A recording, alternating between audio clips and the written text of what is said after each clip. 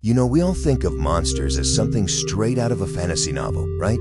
Creatures born from nightmares and old stories. But what if I told you that our oldest, most epic myths aren't just stories? What if they're actually memories? I mean, really think about it. What if those creatures from our ancestors' fireside stories, the colossal beasts, the terrifying predators, what if they weren't just making them up?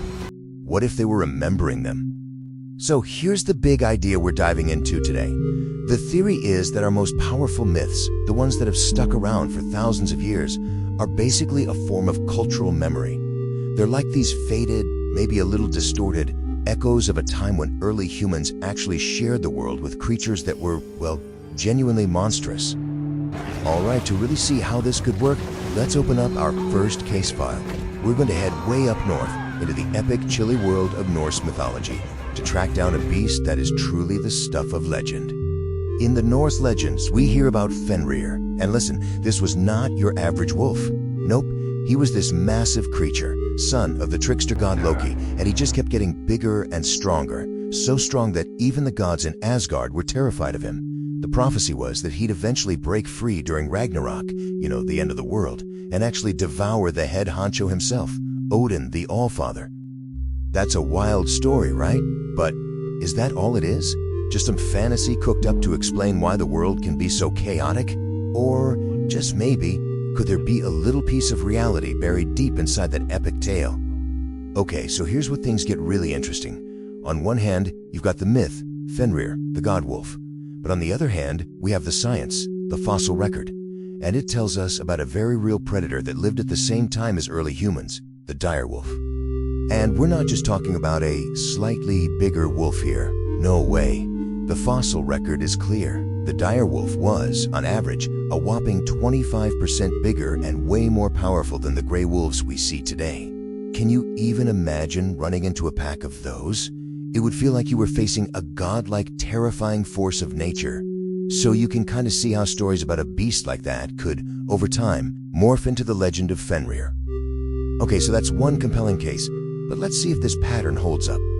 For our next case file, we're leaving the frozen north and heading down to the humid, dense rainforests of South America. We're on the hunt for a creature from local folklore called the Mappinguari. So for hundreds of years, people deep in the Amazon have passed down these stories about this massive, terrifying beast. They describe something the size of an elephant with a roar so powerful it could knock down trees. They say it just lumbers through the jungle, slow but totally unstoppable. And for a long, long time, scientists and outsiders just wrote it off as, just another local folktale. But then you look at the fossil record and things start to click. The legend talks about a beast of enormous size. Well, guess what? Paleontologists have found the fossils of the giant ground sloth, a creature that literally grew to the size of an elephant. The stories mention bizarre features, and yep, the sloth had these huge, gnarly claws. The habitat? You guessed it, the fossils are found in the exact same Amazonian regions. I mean, at some point, the matches are just too perfect to be a coincidence, right? So hold on, we've got two completely different cultures on opposite sides of the planet, both with these powerful myths that seem to line up almost perfectly with real extinct Ice Age animals. This points to something really cool, a process for how a real-life experience can slowly, over thousands of years, turn into a legend. It's like you can almost see the steps, right? Step 1. Our ancient ancestors have a very real, probably very scary run-in with an animal like a dire wolf or a giant ground sloth. Step 2. They tell stories about it, and these aren't just for fun. They're vital warnings, passed down from generation to generation to teach about the dangers of their world. Then Step 3. Over thousands of years, the actual animals go extinct. The details get a little fuzzy in the retelling. The stories get bigger, more supernatural, until they crystallize into the epic myths we know today.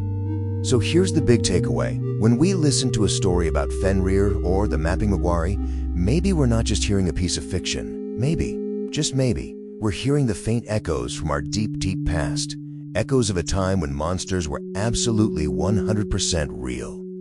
And that really makes you wonder, doesn't it? I mean, if Fenrir was the dire wolf and the Mappinguari was the giant sloth, what other myths are out there? Dragons, griffins, the kraken. Could their stories be locked away in the fossil record, just waiting for us to find the key? Like and subscribe to learn more about mysteries of the past. Share now.